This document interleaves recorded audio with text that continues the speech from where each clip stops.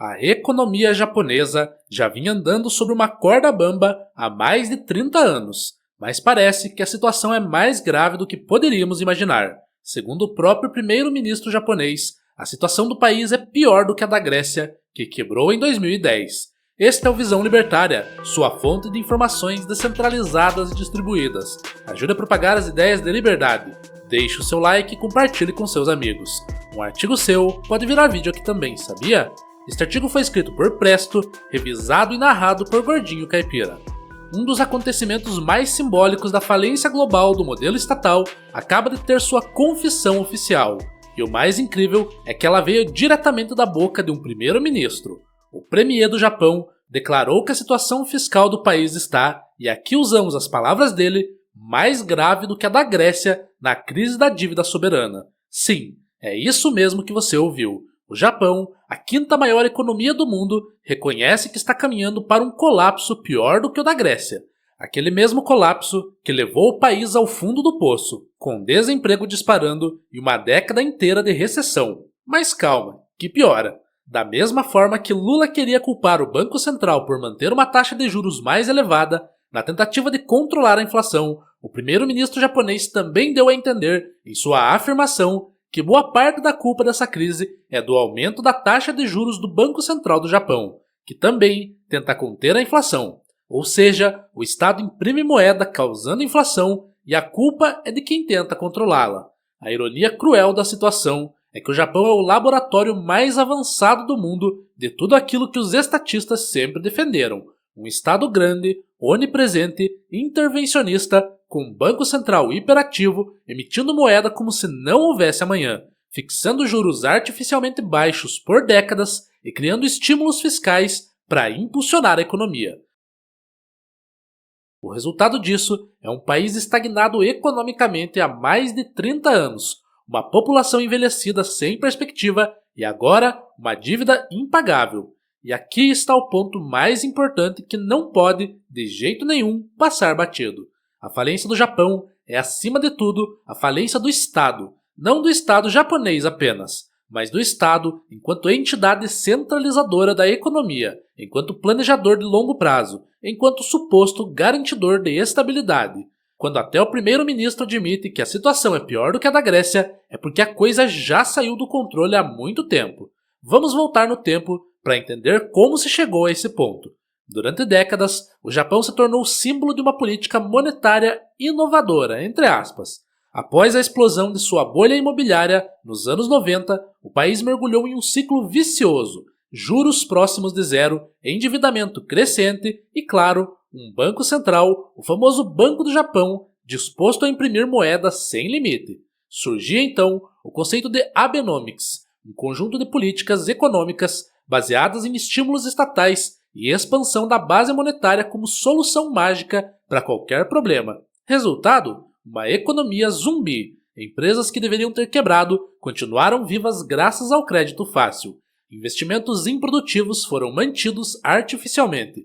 A produtividade estagnou e, ao longo do tempo, os incentivos econômicos foram completamente distorcidos. Tudo isso para manter uma ilusão de estabilidade que agora finalmente está ruindo. A verdade é que o Banco Central do Japão, assim como todos os bancos centrais, jamais deveria existir. Sua única função prática é servir como braço financeiro do Estado, permitindo que governos gastem o que não têm, prometam o que não podem cumprir e, no final, joguem a conta no colo das próximas gerações.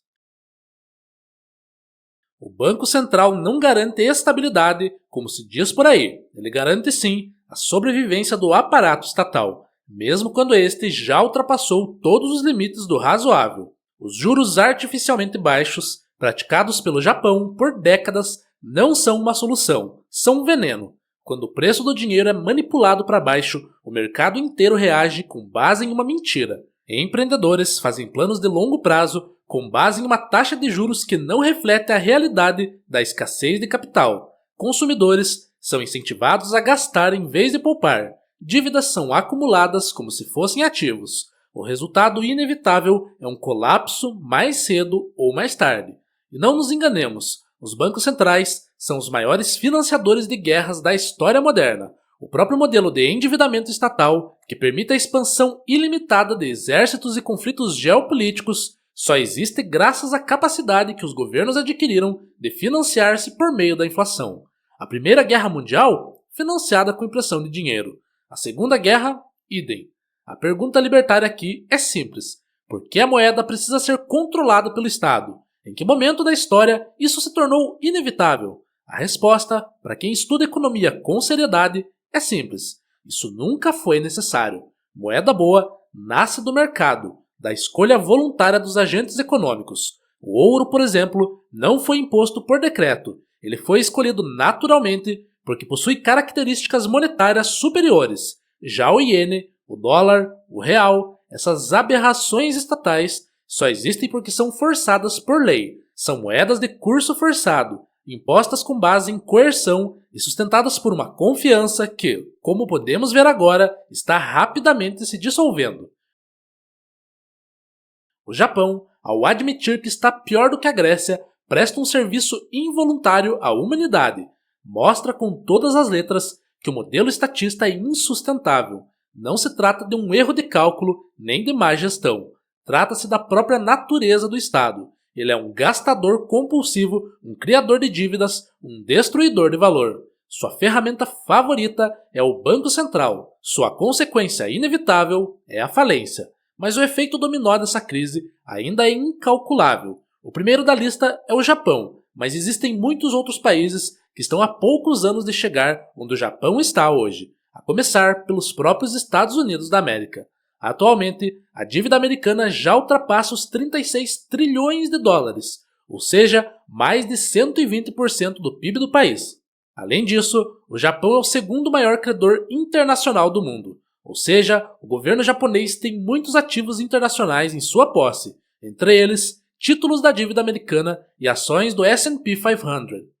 Se o Japão decidir vender esses ativos para pagar sua dívida, os Estados Unidos da América sofrerão com uma grande queda em suas bolsas e também uma grande desvalorização nos seus títulos de dívida, causando um efeito dominó, já que os Estados Unidos também teriam que liquidar seus ativos. E o mais impressionante de tudo é que, mesmo diante do abismo, as soluções propostas continuam sendo as mesmas: mais estímulos fiscais, mais controle estatal. Como se fosse possível resolver o problema da overdose administrando mais droga. Não há aprendizado, não há humildade, há apenas a repetição do mesmo ciclo vicioso, agora em sua fase terminal. Mas é claro, não poderíamos encerrar esse vídeo sem falar sobre a responsabilidade individual. Sim, o Estado japonês tem culpa. Sim, os banqueiros centrais são coniventes. Mas quem acreditou na estabilidade artificial japonesa durante tanto tempo também tem sua parcela de culpa. Investidores do mundo inteiro compraram títulos da dívida japonesa confiando que o governo nunca quebra. Compraram essa ficção com os olhos bem abertos. Agora, muitos deles terão que arcar com as consequências da sua fé cega.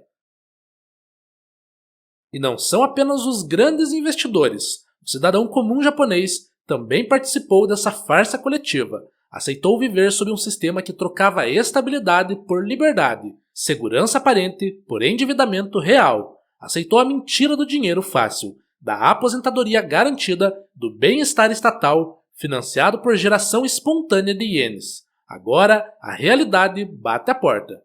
Em uma sociedade verdadeiramente livre, a moeda não seria imposta por burocratas. Ela emergiria do mercado, de preferências dos indivíduos, da confiança voluntária, sem banco central, sem curso forçado, sem manipulação estatal. E mais importante, sem a possibilidade de financiar déficits infinitos, guerras globais e projetos lunáticos que só existem porque o dinheiro estatal transforma tudo em ilusão. A crise fiscal do Japão, portanto, é muito mais do que uma manchete. É uma prova de que o castelo de cartas estatal finalmente começou a desmoronar. O mais trágico é que, mesmo assim, haverá quem defenda mais do mesmo. Haverá quem acredite que precisamos de mais Estado. Mas nós, que já entendemos a lógica perversa desse sistema, sabemos exatamente qual seria o caminho. Deixar o Estado falir, deixar o Banco Central desaparecer, deixar a moeda voltar ao seu dono legítimo, o povo, e que o Japão sirva pelo menos como o último grande aviso antes do colapso final do estatismo global. Se você acha que isso é exagero, apenas lembre-se das palavras do próprio primeiro-ministro japonês. Não foi um libertário quem disse, não foi um economista austríaco. Foi o chefe do governo de um dos países mais desenvolvidos do planeta.